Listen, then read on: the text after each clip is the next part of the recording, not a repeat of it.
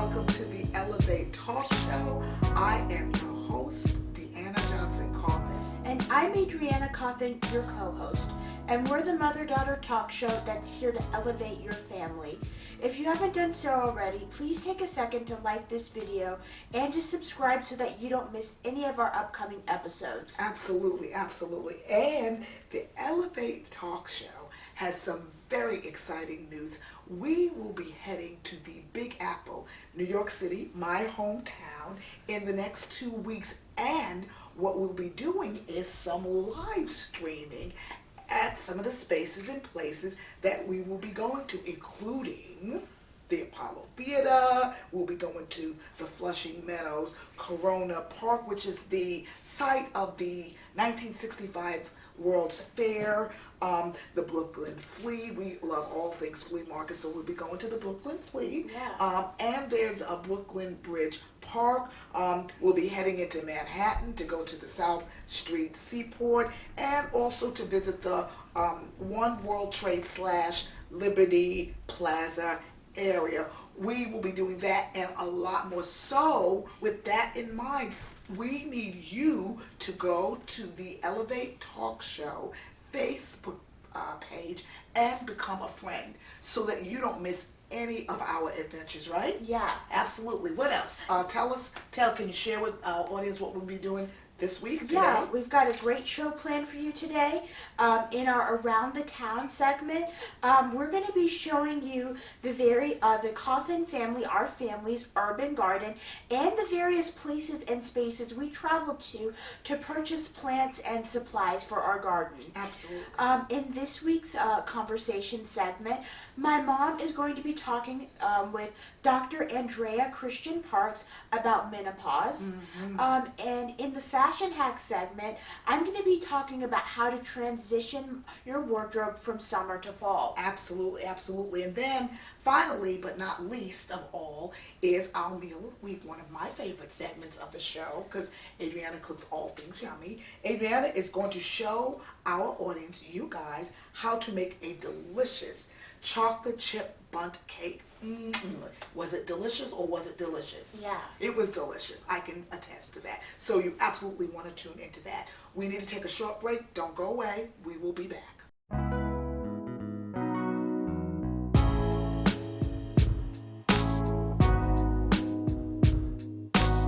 Welcome back to the Elevate Talk Show. In our conversation segment, we will be talking with Dr. Andrea Christian Parks. Let me tell you a little bit about Dr. Christian Parks. Dr. Christian Parks is a board certified OBGYN. She is a certified life and weight loss coach. She is also the creator of Weight Loss for Black Professionals. It's the only online weight loss course on the market to meet the specific needs of high-powered professional Black women. Dr. Christian Parks is the creator of A Journey to Wholeness. It's a blog where she shares her personal growth and holistic living lessons. She's also the creator of a YouTube channel where she teaches about weight loss mindset, meditation, and mindfulness. She's married to the love of her life and the mom of 4 beautiful children. So please turn your attention to the interview with Dr. Andrea Christian Parks. Well, Dr. Andrea Christian Parks, thank you so much for taking time out of your busy schedule to be with me yet again. You have been a guest a few times on my show, well, the former show, the Working Woman Radio Show, and now on the Elevate Talk Show. I always look forward to talking to you out because I know what you're going to say is not just going to be inspiring to me, but to my guests. And today we're going to talk about a subject that is near and dear to my heart: menopause, perimenopause. Millions of women deal with it every year, not just in America, but around the world. And I've had, matter of fact, one of the ways we met was several years ago. You were one of the panelists on at a forum that I hosted. That was a while back. And so here we are again talking about the same thing. So let's get straight into it because there's a lot that I want to pick your brain about. First, can you explain to my audience what menopause is and how it differs from perimenopause? And I say that because I think we need to not assume that everybody knows what it is, because I personally didn't know what was happening to me 10, 15 years ago when I started the process. It took me a while to figure it out. I thought I was dying.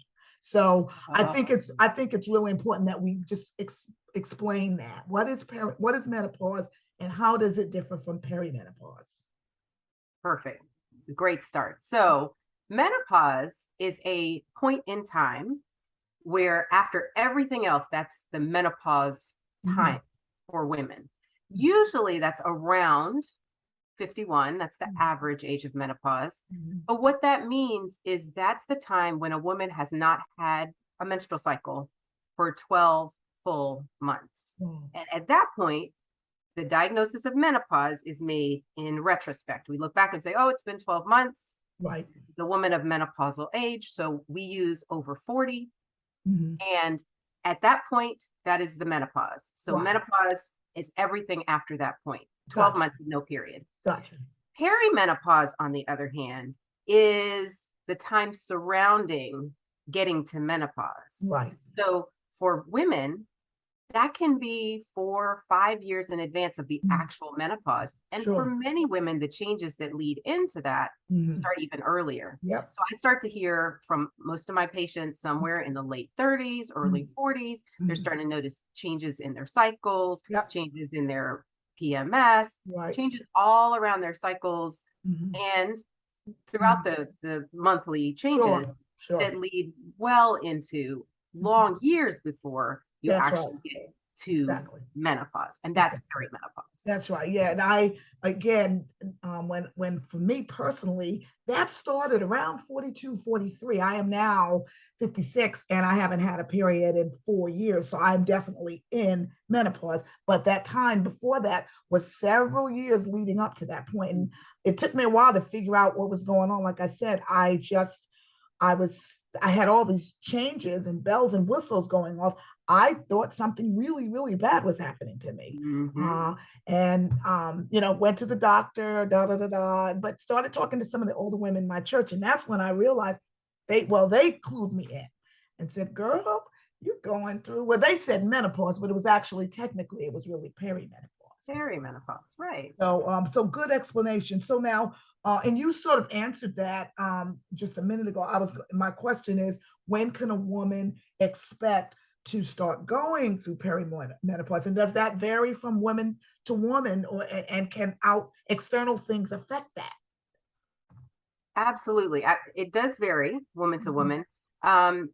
It's interesting. One question I ask women often, because they're saying, well, am I menopausal, or am I close, or how do I know when I'm going to go through menopause? And one of the things I ask them, and this is a hard question to answer, is, do you know when your mom went through menopause? And the problem is, for the generation ahead of us, almost all of them had hysterectomies. So they don't know when they went through menopause. That just like my mom, she had one. She's 85 now, but I remember when I was starting this process, I asked her, and she's like, I don't know, baby. Because basically, I guess it was surgical menopause at that point. Because she had all of her ovaries, she had everything removed. So So her menopause happened when her hysterectomy happened. When would it have happened naturally? We'll never know. Wow. So if you can answer that question, if your mom says, oh, I went through menopause at 48, well, it's a decent indicator of when you might go through menopause, somewhere around when your mom did. If you have sisters and so you'll notice that people kind of cluster around a certain time period, but not everybody. So that's why I say the average age is 51. It could be years before, it can be some years after. I do find that we do know smokers go through menopause a little earlier. Often. How early? Depends. What would your natural menopause have been? That's part of the question. That's right. That's exactly. I do notice that some, and not all by any means, but I do notice that African American women seem to go through a little bit later. Okay. Sometimes it's past 51. I've had a few women over the years who are 55, 56, and they shouldn't I be done by now? Yeah. Not for you. So it's individual. It is individual. But there are some women who are 55 they stop Yeah. having their period. So, and Wow, that's wow, normal. yes. So it varies. You know, you mentioned about smokers. I had a good friend, neighbor friend, she's since passed on, who was a chain smoker. And I remember us talking about this some years ago. And Mhm. she went through menopause. I mean, full, she ceased you know, having periods like at 39. But part of that was she was, like I said, a Mhm. heavy smoker, but also she Mhm. had a very traumatic event happen to her. And so I don't know Mhm. what, you know, whether the two things together had, you know, played into her, but she said, that was it for me. I never had another period. And it was like 39, 40 Mhm. years old. So that sort of Right. just confirms what you were saying. So now as a gynecologist, let's talk about this a little bit. So we can flesh this out a little bit. But what are some of the most common symptoms that come with perimenopause / menopause? What can women expect to see, feel, and have? Well, the most common symptoms, the things that people really complain about Yeah, are hot flashes, yeah, night sweats, yeah, irregular periods. hmm, Those are the really big ones. yeah. So it's very frustrating when your period comes, goes, and comes right back 2 weeks Oh later, my God, or yes. you skip 3 months and then you think, okay, maybe I'm good, and you have this monster period, Yes, yes, or yes, you have these really intense hot flashes. You're trying to lead a meeting and you're just yes, breaking out yes, in a sweat, yes. Oh goodness. or you're trying to sleep and 3 and 4 times a night you're Yeah, waking up and you feel like you got to change your clothes, and yeah. so that kind of stuff bothers people Wow. the Yeah, most. wow. But there's other things that Mhm. people notice that aren't necessarily for everybody, or Right. even, I mean, and to be fair, Yeah, some women, yeah, I would not say most, but yes. some women do not have much of anything. They just Wow. stop having their Yeah, period. that's just I'd it. say that's more rare, Right. but also people Mhm. just don't complain about when nothing That's happens. what I So I think don't too. hear as much of that. Right. The other things that people notice are more intense mood swings, Yes, more irritability. definitely. And a lot of women are like, look, doc, you got to do something Yeah. because, I can't get along with my husband, my kids, Yes. like they want to Yes. put me out. Like Yeah. we gotta Yes. fix this. And Yes. so for a lot of people, Mhm. it relates to the lack of sleep. It Yep. relates to the, nothing works well when we don't No, get no, decent sleep, and nothing. it's night after night after Yeah, night. yeah, yeah, But yeah. then there's also, there are hormonal mood shifts and things that are going on. And Mhm, it's going to sound mhm, hard, and it mhm, is, but mhm, it is almost like mhm. puberty in reverse. And if you Right, I've think heard that. about a teenager who's Yes, going through, and yes, all these changes. all that Yeah, hormonal stuff going yeah. on, Right, they're normal, right. but it doesn't make it easy. And that's No. the main thing that's happening for Yeah, us. that I like that. It's normal, but it doesn't make it easy. And I remember reading that in one of my books that I got during the height of everything, just because I was at a place where I just needed to know what was happening to me. And so I Hmm. began to really just eat up, well, not figuratively, just Hmm. take in all this information. And it helped me to realize that this was normal, but not that it made it easier, but it did help me know I'm not going crazy. So, Exactly. but yeah, so all of those things going on because of hormonal changes. And so, I was going to say something to that, maybe it'll come back to me, but, what a lot of doctors, I remember going in talking to my OBGYN, and she says, well, you know, here's what you can do. First, one of the first things she said was, you know, I think you're too young. When I first went in, I was 43, 44. I was like, she's like, but then I visit her again a year or two later. She says, sounds like you are going through perimenopause. Here, take some HRTs. And I just didn't want to do that. So my question is to you, there are a lot of doctors that do recommend that, but what, first of all, tell me more about tell our audience more about what HRTs are and the pros and cons of all of that. Okay. Well, let me do the basic concept of Mm, HRT. Is hormone replacement therapy is designed to attempt to replenish mhm. the hormones that your ovaries Right, were producing in higher right, amounts, right, primarily mm, estrogen. right, So as your menopause happens, menopause is failure of the ovaries to continue to right, produce right. mostly estrogen. They produce other hormones too, but Sure. that's the primary. The few types of estrogen. Right. So when they stop producing estrogen, the dominant estrogen pretty much altogether, that's menopause. Right. So what we're doing with hormone replacement therapy is giving that back. Now, there's two categories, women with a uterus and women without a uterus. Right. And women with a uterus can have estrogen plus progesterone. Right. They have to have the progesterone to protect the lining of the uterus from the estrogen causing overgrowth of those cells, which can cause uterine cancer. Sure. So you got to take two hormones if you have a uterus. If you don't have a uterus and you've had a hysterectomy, but you still have your ovaries, and then you start going through the changes towards menopause, you could just take estrogen.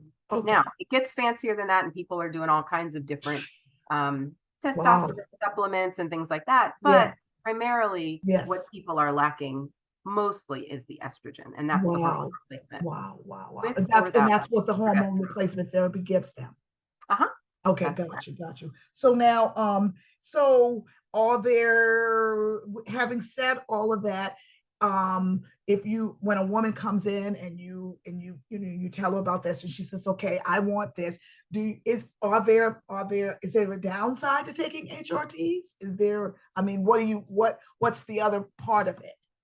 Well, at the risk of upsetting people who love their HRT, yes, there's risks to everything that we do and prescribe, every procedure, every medication. Right. Having said that, when the studies first came out, the Women's Health Initiative study, oh gosh, probably 20 years ago now, maybe longer. The concern was that instead of, let me just say, the study was designed to figure out if we could reduce heart disease in women. Right. Because we know that before menopause, women have lower rates of heart disease, and after it's higher. It's more like the amount of heart disease that men have. Wow. So maybe if we give hormone replacement, then we'll keep women from having heart attacks and strokes. But we found out that's not the case. Wow. In a general sense. Yeah. But then over the years of looking at that study, the initial discussion was, oh no, it actually has a slightly increased risk of heart attack, stroke, blood clots, and breast cancer. Right. Tiny numbers, but the risk was there. Right. So everybody said, oh, no, don't do hormone replacement therapy unless you have to. Right. And then only for a little bit amount of time and only for symptoms. That's the only reason why we're doing it, and understand the risks. Right. But as time has gone on, we've looked at hormone replacement therapy more carefully with the people that were in the study, based on age, based on disease process, all this sort of thing. And there actually might be some protection for the heart in the few years around menopause. Yes. So, when you get about 5-6 years out from menopause, then those benefits start to go away, and then the risks start to climb again. I got it. Having said that, though, the other downside to hormone replacement therapy, once you start it, getting off of it isn't always that easy. Oh, wow. There are a few people over the years who've said, oh, I just stopped my HRT, it was fine. Yeah. And that's okay. Yes. But a lot of women really have to taper very slowly, or their menopausal symptoms come back. Oh, wow. They're starting over that whole process of transitioning into menopause. And so some people are like, I don't want to do all that. And that's fine. And then we need to think of something else. But if hormone replacement therapy is started, for a lot of people, it's a process to come off. Wow. And we don't recommend that people stay on it indefinitely. Like my grandmother was on HRT probably into her 70s. Yes. And we don't recommend that because we do know about the risks of heart attack and stroke and breast cancer and blood clots. Wow. Before I go on to my next question, I just had another question that actually isn't in the list that I gave you. You talked about HRTs replacing estrogen because a woman's estrogen, I guess, drops during that whole period. But what about estrogen dominance? It seems like if there was an issue with estrogen dominance, then giving a woman more estrogen would create more estrogen dominance. Can you explain that to me? Well, the estrogen dominance isn't coming from the ovaries. Oh, okay. So what's happening in menopause is that the ovaries are producing less and less and less estrogen. Yes.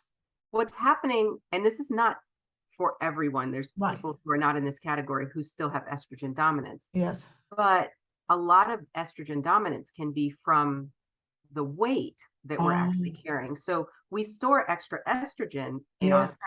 Yes. And so when we carry extra weight, we Yeah. actually carry extra estrogen. It doesn't show up in blood tests. That's not how you find it.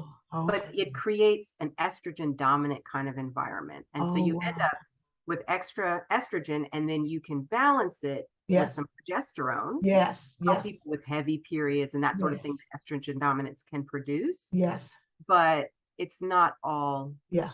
ovaries. And the amount of hormone replacement you're doing is Yes. really small doses, Really. but it doesn't, it helps you feel better, Yeah. but it doesn't address the environment going on in the rest of the body Ah.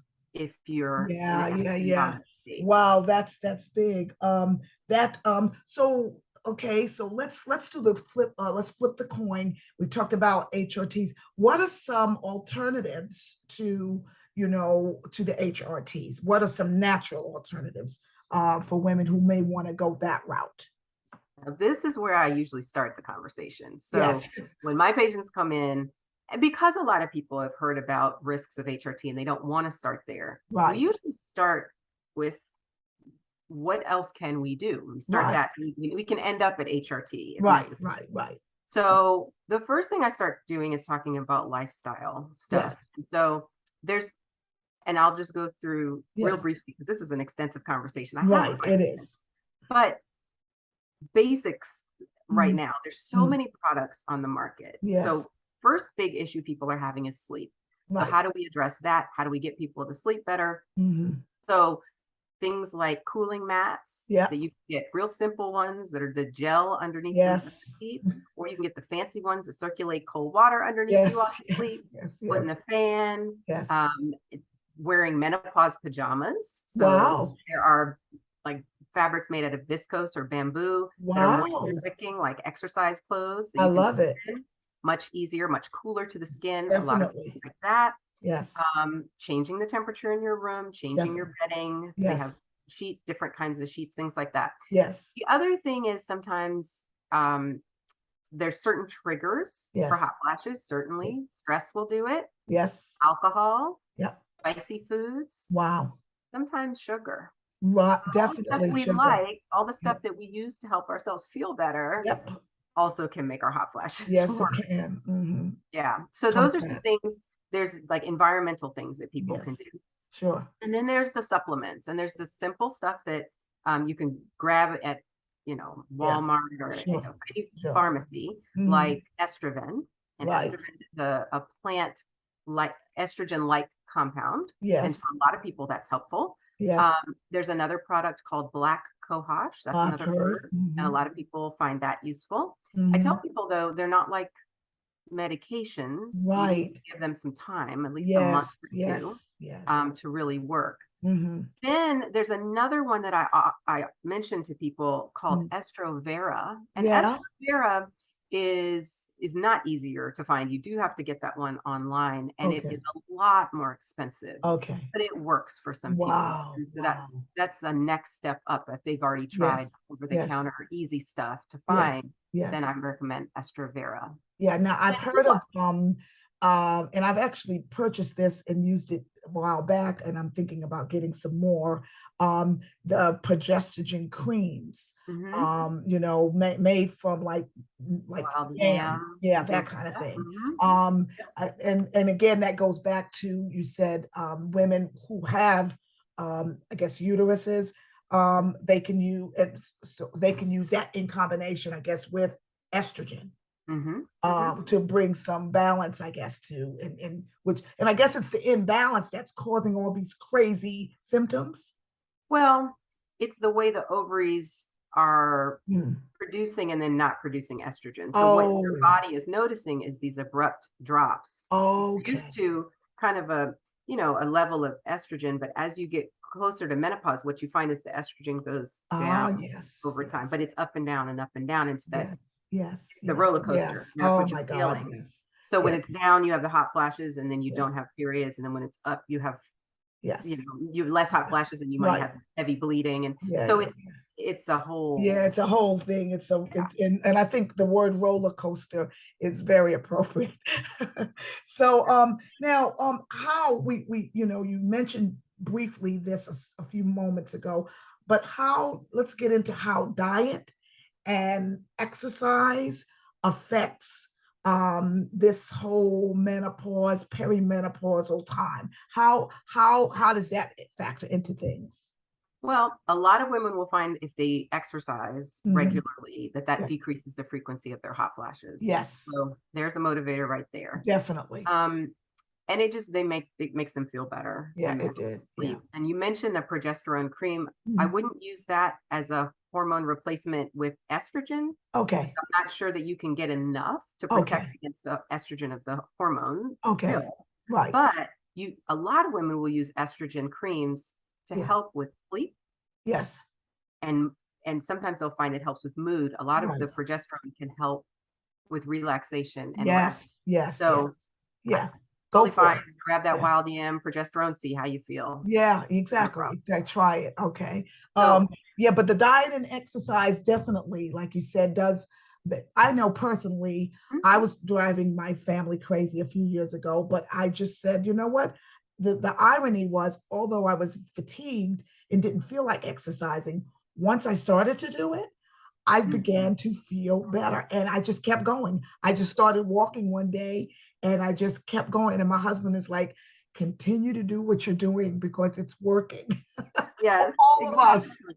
Exactly. Yes. And I do think diet helps. Yes, Um, and I'm not a fan of extreme or crazy I know diet. you I know. think you do what works for you. But the Right. cleaner you can eat, the less Yes, processed food, yes, the less flour and sugar, things that yes, cause a lot of bloating, and that causes a yes, lot of discomfort for women. We just don't yeah. metabolize that stuff as well when we get closer to menopause. Yes, Um, but getting away from that kind of food and yeah. eating more whole foods Mhm. actually can help women feel, especially with all of the Yes. bloat that we Yes, yes, experience, yes, that yes. you can Yeah, feel better with. I can attest to that. I've, you know, for since, well, let's see, I started November 16th of last year and went and did well. And I did a keto thing, and it just was one of those things where I just was feeling so bad, Dr. Andrea, that I just one day I just said, I'm going to eliminate the sugars, I'm going to eliminate all of the breads. And I did it for about 4 months. I lost 30 pounds. Mhm. So I went from November into about March, so 4 to 5 months.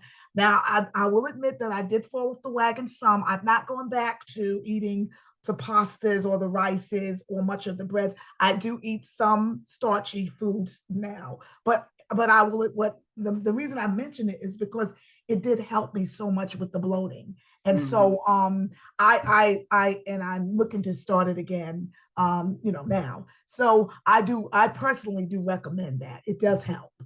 Yeah, I don't think the strict keto diet is Yes. necessarily Right. what I'm talking about, but Yes. yes, knocking out a lot of the Yeah, the starchy sugars and stuff tends to really yeah, help a yeah. lot Because of I was a people. sugar addict. I mean, I just Yeah. was, and I think it really aggravated me. And I just noticed that over that period of time, I just felt better. Mhm. And so it was a little hard to because I was being so strict. It made it hard to sustain it. Yeah. And so that was part of it. And so, but the nice thing is I have not gone back to, I mean, I was a person that dumped 5 teaspoons of sugar, heaping teaspoons of sugar into a cup of tea that was only eight Mm. ounces. I don't do that anymore. So in the 4 to 5 months that I practiced keto, it helped me in the long term not to go back to some of the things I was doing before. So I've not gone back to all of That's that. So that's wonderful. been good. Yeah. But diet is huge and exercise is huge too. So now I and you mentioned something several minutes ago about women of color as it relates to menopause, but I want to ask you something more specific. Do you think women of color, specifically African American women, suffer more, have worse symptoms than their white counterparts? You know, that's a hard question Mm, to pinpoint. I don't I don't know whether some of the aggravation of symptoms is worse because of biology, Right. but it may be based on the other things going on. I mean, Yes. people are very complex, and Yes. we tend to be carrying A lot of a burdens. load, Yeah. taking care Yeah. of parents, taking Yeah. care of Lots. children, Lots. Yeah. um, you know, Yes. single heads of households at Yes. times. There's a lot of complex factors going on into that. Obviously, systemic racism. There's a lot of Sure. things that can contribute to Yes. The stress. how much stress is going Yes. on in an Exactly. individual's body. And I don't discount that at all for African Wow. American women. Wow. So I do Yeah. think there may be something there.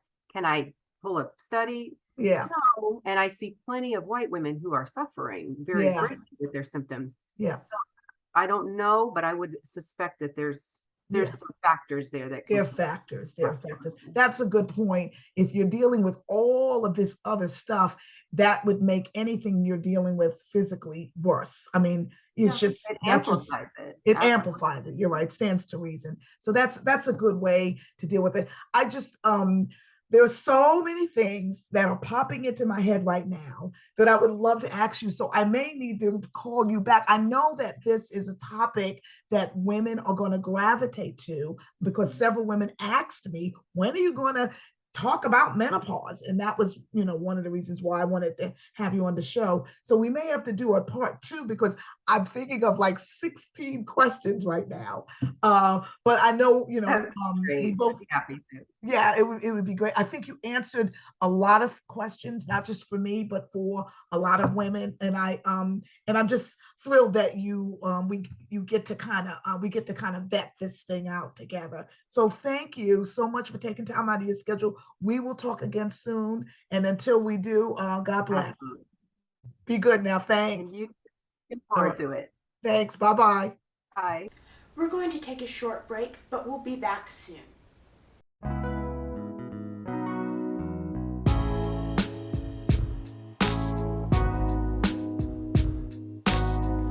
Welcome back to the Elevate Talk Show, and in today's Fashion Hacks and Tips segment, I'm going to be talking to you about how to transition your wardrobe from summer to fall. Absolutely, absolutely. And it's not that hard, is it? No, it's just a matter of tweaking a few things. Absolutely. I mean, even like with something I have on here, this is something I've worn for the summer. Yeah. But I threw a jacket on and now it's for the fall. Yeah. So it'll be those kinds of things and more. So make sure you go ahead and tune in now to Adrianna's Fashion Hacks and Tips. Hello and welcome to our Fashion Hack segment. Today I'm going to be talking to you about how you can transition your wardrobe from summer to fall. So let's get started. I know a lot of you live in climates where you have warm falls, but you may be tired of wearing the same summer outfits that you've been wearing for months and be ready to move on to a more fall aesthetic. So one thing that you can do to transition your wardrobe from summer to fall without being too overheated and wearing things that, are just too hot for the weather is to wear more fall colors like this burnt orange dress here. So incorporating more fall colors like burnt orange, burgundies, dark greens, just darker colors like that is a great way to bring that fall look into your wardrobe while still wearing clothes that are appropriate for the temperature. Way to transition your wardrobe from summer to fall is through using fabrics and patterns. So it's a good idea to use fabrics and patterns that are traditionally associated with cold weather, like plaid, tweed, and houndstooth are all really great options. You can also start incorporating fabrics into your wardrobe like knit. And you don't even have to wear long sleeves to do this. You can even buy sleeveless knit sweaters like this one here. So another great way to move your wardrobe from summer to fall is by changing up your footwear. So instead of wearing sandals or sneakers, you can try just wearing some of the same outfits you would normally wear with a short boot. You can wear short boots with dresses, with pants. Some people even wear them with shorts. It's a great way to bring more of a fall vibe to your wardrobe without being overheated like you would be if you wore longer boots. Here's another thing. Dealing with seasonal transitions, like transitioning from winter to spring or summer to fall, can be really awkward. Sometimes, depending on where you live, the weather can be very unpredictable and it's hard to know what to wear. You could walk out of your house in a sweater only to find out that everybody's wearing shorts 2 hours later. So one great way to handle this is to wear clothes that aren't strongly associated with a particular season.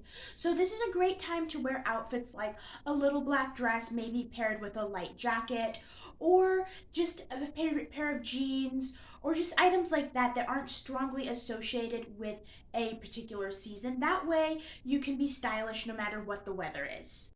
So one thing that I touched on earlier that you can do during this early fall time period is to dress in layers. So adding a light jacket to one of your favorite summer outfits is a great way to transition that outfit into the fall so that you can wear it more. Blazers are a really good option for this. You can also wear denim jackets. They are very nice and they're very versatile. You can also wear a nice leather jacket for a more edgy aesthetic. We're going to take a short break, but we'll be back soon.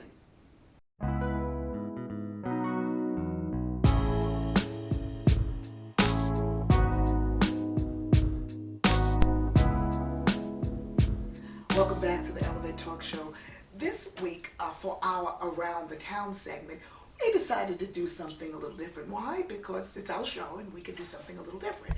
We want to take you around the town, being Decatur, to our urban garden. We spent a lot of time this summer in the garden, in our backyard, and it was all things fun, was it not? Yeah, it was really fun. Yeah, we did so much, and it was really, we thought about it. We thought, well, instead of just kind of trying to post a few pictures about it, why not just go ahead and incorporate it into the show to show what we've been doing all summer long. So please take a look at the urban garden, the Cauthen's urban garden.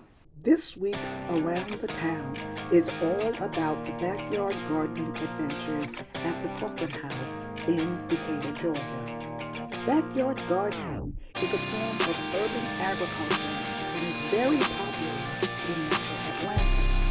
Daughter Adrianna Cauthen, the co-host of the Elevate Talk Show, has been gardening for the past several years, and this year decided that she wanted to expand her raised beds that are located in our backyard.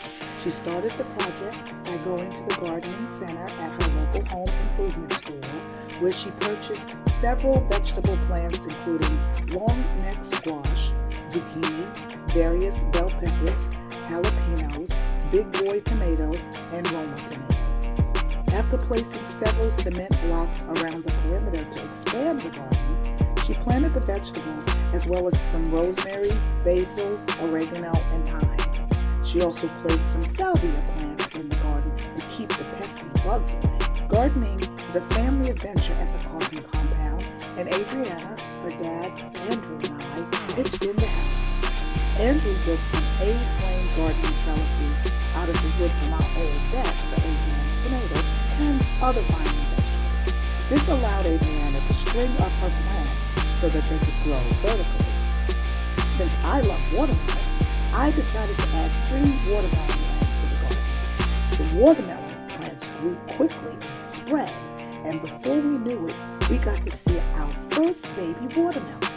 Husband Andrew also added some onions and pole beans to the garden. Recently, his plants have started to produce, and he harvested his first handful of beans. We can't wait for more to grow so that we can eat them. One of the fun things about having a garden full of vegetables and herbs is you can use them to make a delicious meal.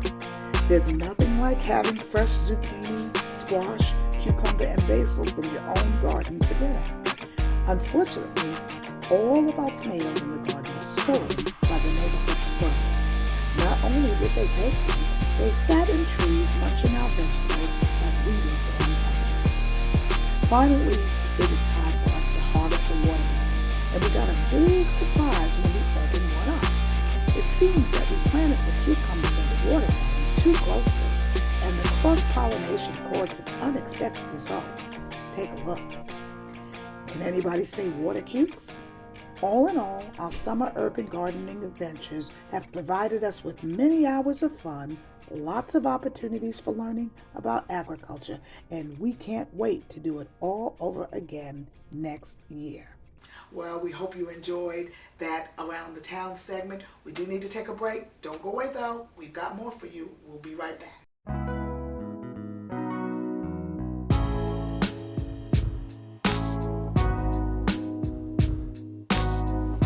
Welcome back to the Elevate Talk Show, and in today's Meal of the Week segment, I'm going to be teaching you how to make a really easy chocolate chip bundt cake recipe. Yeah, great dessert for just any day of the week, or to take to a party or potluck. Yeah. And it's easy.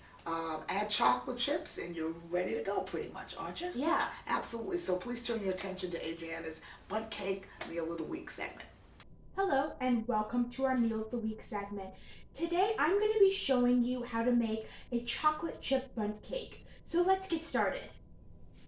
Alright, so let's start with our wet ingredients. So I'm going to start off by adding 1 cup, 2 sticks of butter to our stand mixer right here.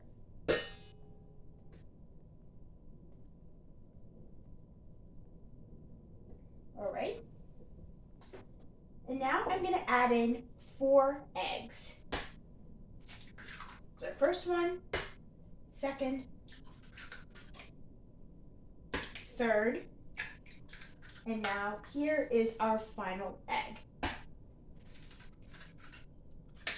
And finally, I'm going to add in 2 cups of white granulated sugar. So I'm just going to dump that in there. And now I'm going to take out my rubber spatula and just blend this all together. Okay, so next I'm going to add in 1.5 cups of buttermilk. So if you don't have access to any buttermilk, what you can do is make buttermilk by adding either 2 tablespoons of vinegar. You can use either white vinegar or apple cider vinegar, or you could also add in 2 tablespoons of lemon juice. So I'm going to add this to our mix.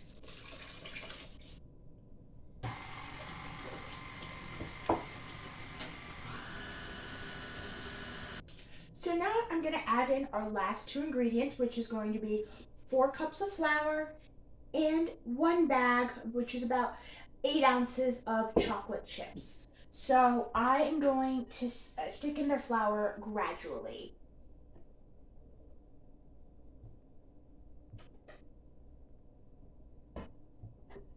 Alright, so I just put in 1/3 of the flour, and now I'm going to mix that in.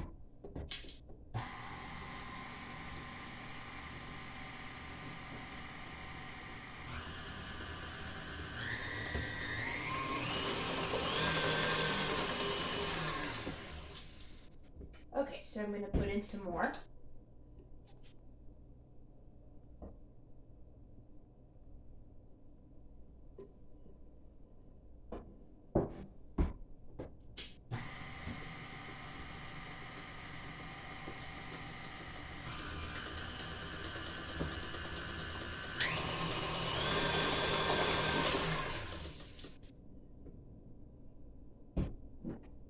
And now I'm going to put in the rest of the flour.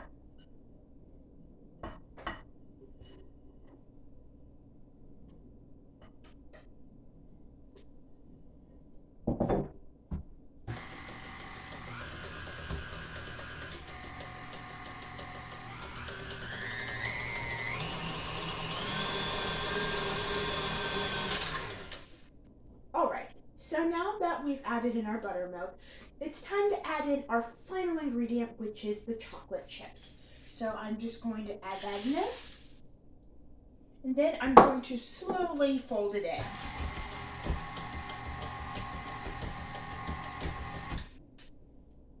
Alright, so before we put our cake in the oven, we need to do our most important step, which is greasing and flouring the bundt pan. Now, it's very important to do this to both grease and flour because bundt cakes are notorious for sticking and breaking, and you don't want that to happen. So I just took some vegetable oil, and I'm going to brush that in the pan. You're gonna brush that around. You gotta make sure that you get every single curve and crevice since bundt pans have so many of those.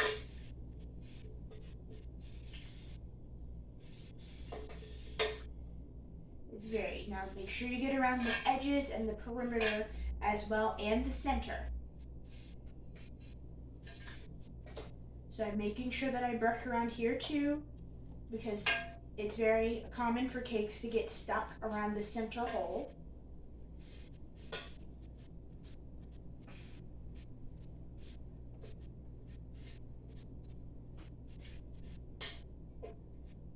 All right.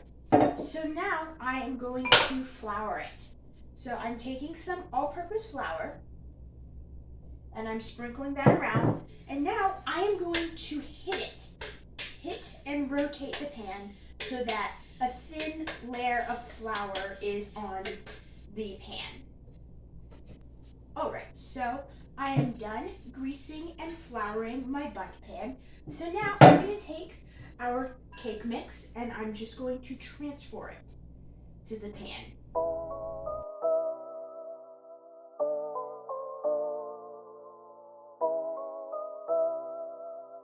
Alright, so now that I've transferred the cake batter to the pan, I am just going to spread it around so that it's all nice and even.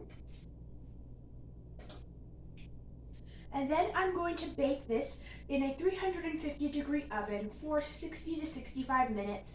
And then after the cake is cooled, I'll come back to show you the final results. Alright, so our cake is out of the oven and it's cooled. So now it's time for the moment of truth. I have already run a butter knife around the perimeter of the pan to unstick it. So now I am just going to put it on.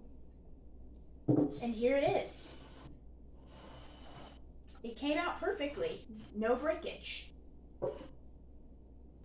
Alright, so now that our chocolate chip bundt cake is out of the pan, I am just going to put a simple glaze on it. I made a glaze with 2 cups of powdered sugar and 1 cup of water, and now I am just going to glaze the cake.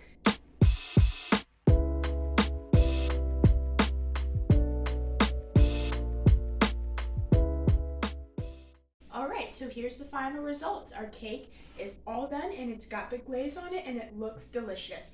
Let me give you a close-up shot so that you can see how good it looks.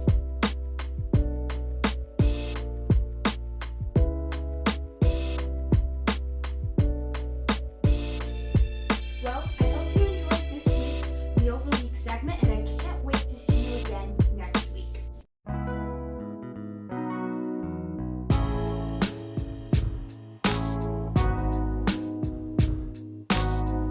Welcome back to the Elevate Talk Show. Our time together is almost up, but before we would go, we have a couple of things we'd like to share with you. First of all, we've noticed that a lot of you guys are watching our show every week but not subscribing. You know exactly who you are, and we really need you to just scroll down a couple of inches and hit that subscribe button. Absolutely. Second of all, as we mentioned earlier, we're going on a trip to New York, and we want to take you with us through our live streams. So please go to the Elevate Facebook page, click the link in the description, we have that link there, and go to our Elevate Facebook page and become a friend. That way you'll have access to all of our live streams for when we go to New York. Absolutely, absolutely. And we also want to remind you that we put up a new show each and every week, so make sure that you go to our YouTube page, and like Adrianna said, if you subscribe, they'll get notices, right? Yes. You'll get the latest notices about whatever show we've put up that week. So subscribe, visit our YouTube page, check out the show for each week, and tell a friend. We want more subscribers. Tell a friend to become a subscriber to the Elevate Talk Show. Well, that's about it for the week, right? Yeah, thank you for watching the show, and we can't wait to see you again next week. Absolutely. Have a great week, everybody. See you next week. next time. Bye now.